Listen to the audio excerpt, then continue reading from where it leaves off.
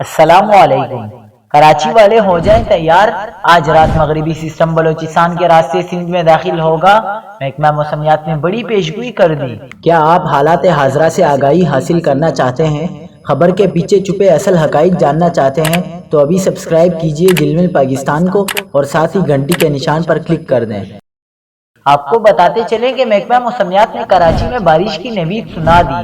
کل کراچی میں بارش کی پیشگوئی کر دی گئی۔ چیف میٹرولوجسٹ سردار سرفراز کی جانب سے کہا گیا ہے کہ آج رات مغربی سسٹم بلوچستان کے راستے سندھ میں داخل ہوگا۔ سسٹم کے تحت کل صبح کراچی میں بوندا باندی کا امکان ہے۔ چیف میٹرولوجسٹ کا کہنا تھا کہ کراچی میں تیز بارش کا کوئی امکان نہیں۔